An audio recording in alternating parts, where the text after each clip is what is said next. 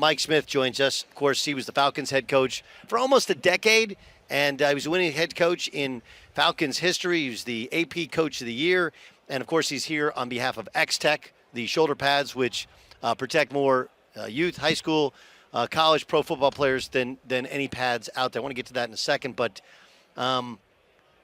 let's talk about these two teams because they're constructed very differently, right? You have one team that's constructed around the quarterback.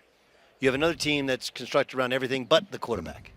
How important, because you were in this league for 2 decades, how important is winning this game in terms of other people copying what you did to build your franchise? Oh, I think you've got the two teams that are 180 degrees, like you mentioned. Everybody tells you got to win in this league, you have to have a quarterback. And, the 49ers are doing it a different way.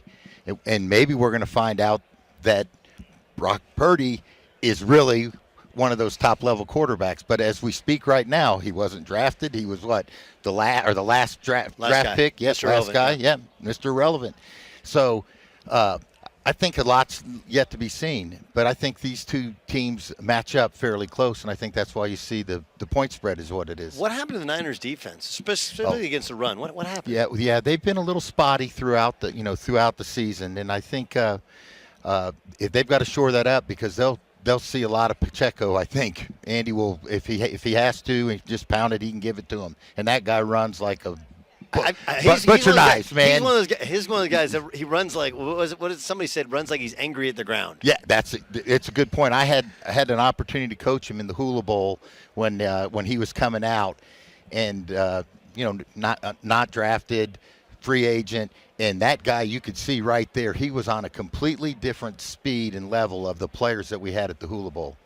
Okay, what about Brock Purdy? Hadn't really played well in 5 of the 8 quarters, but the 2 quarters he did play well in were the fourth quarters of both of the games. You got a young player who's surrounded by talented dudes. You're coming into this game. What do you tell your quarterback? Just do what you've been doing. Don't try to do more. We've got to hear because this is the way that you played and this is the way that you performed. You don't have to play any different than you played throughout the entire season. Their team is constructed differently than the Chiefs. He's a game manager right now. That doesn't mean he's not going to be a great quarterback in the future, but he's a game manager. Sure. I mean, when Tom Brady was in the Super Bowl as a young player, he was a game manager until, really till they got Randy Moss, and then all of a sudden they started slinging it and throwing 40, 50 touchdowns a year. Then things changed. All right, let's go to Mahomes. I don't know how many superlatives, like 6 years he's been a starter, 6 championship games, now 4 Super Bowls. But this year different, right? They didn't score a point in the second half against the Ravens, but they just kind of played it safe because the defense took over. What have you seen from Mahomes in terms of the maturation as he has lesser offensive talent surrounding him? Well, he's a guy that anytime he has his hand on the football, he can beat you.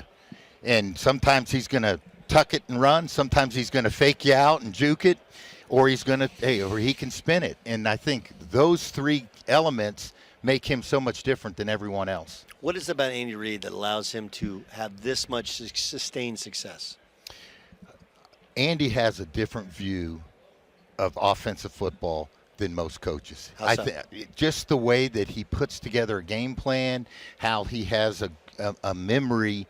He's almost like it's a photographic memory. He'll remember something that they did, 14 years ago in the third quarter on this down, and he says, let's put this in and try it. And it's fun for the guys. He presents it that way, and he makes it fun. And he's different in that way, and I think that's what makes him so great on the offensive side. On the defensive side, your specialty. So what I've been told about his offense is really they run a lot of the stuff they run is the same as everybody else, but they dial it up, and it looks different. Mm-hmm. How do you? I get you get 2 weeks, but they get 2 weeks as well, so they get to give you different looks than they've given before. So how do you prepare for that? Where you know the basic plays, but you don't know what it's going to look like before those basic plays come. You can't get a good self-scout on an Andy Reid offense. You never have been able to because exactly what you said. He's going to put so much window dressing around it that you can't unwind it. And if you're not able to unwind it, that puts you at a disadvantage. And he's, at the core of his offense, it's the same plays that everybody else's runs, but the way he puts it together, and it's a guy motioning, it's a guy that lines up somewhere else and he moves. And those are the things that get the guys on their heels on the defensive side of the football. Before I get to talk about X-Tech, and I'm watching Brian Billick walk in. I know he joins us talking about X-Tech a lot. You started coaching in 82. It wasn't until 08 you got your head coaching shot, right? And this thing it's a hard business, right? You're moving all over the place. You're switching teams. Things change. If you were to advise, so many of these guys are new head coaches. You got old guys, new head coaches. You got young guys, new head coaches. This first month, what's that like?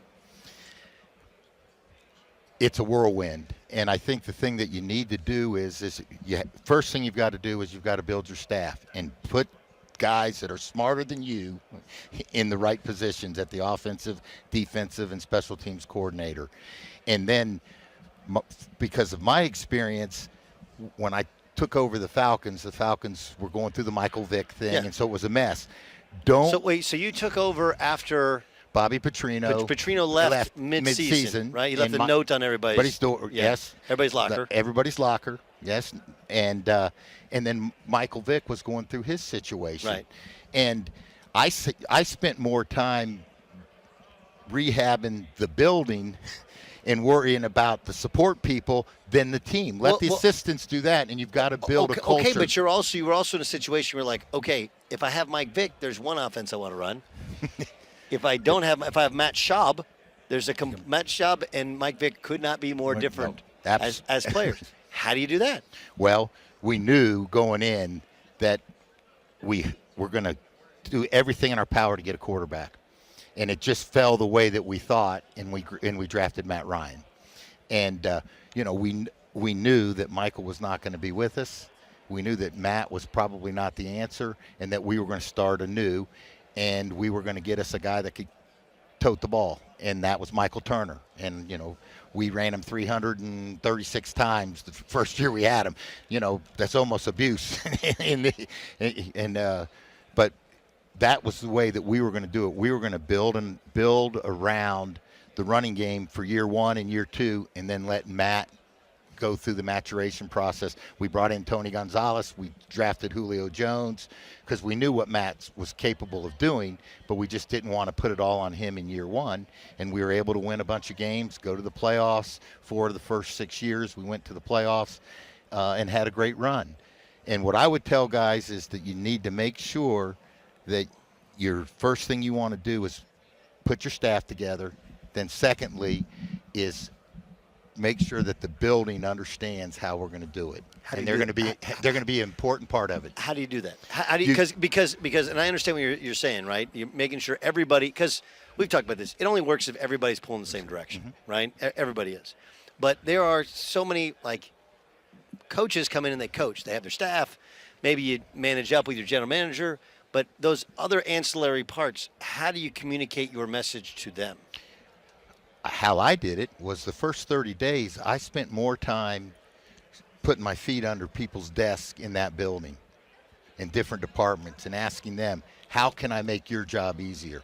I hired Mike Malarkey, Brian Van Gorder, Keith Armstrong to be the offense, defensive, and special teams coordinator.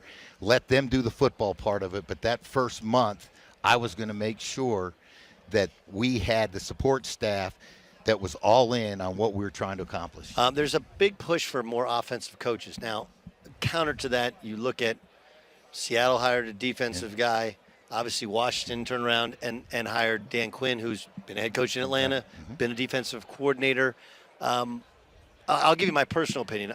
I think it's a bunch of crap, the idea you have to have an offensive or defense guy. Like, you have to hire somebody that's going to hire, like you said, really smart people, let them do their job, and build kind of together. But what are your thoughts on this kind of trend where the young offensive mind is all the rave in terms of hiring?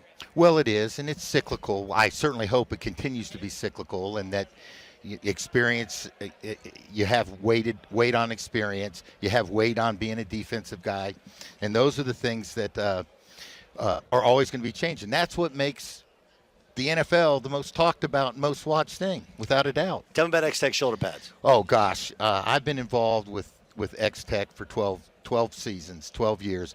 Bob Roderick, who was a friend of mine, and I was introduced to him, he was driving around in his car, and he came to Atlanta because he wanted to try to meet some high school coaches.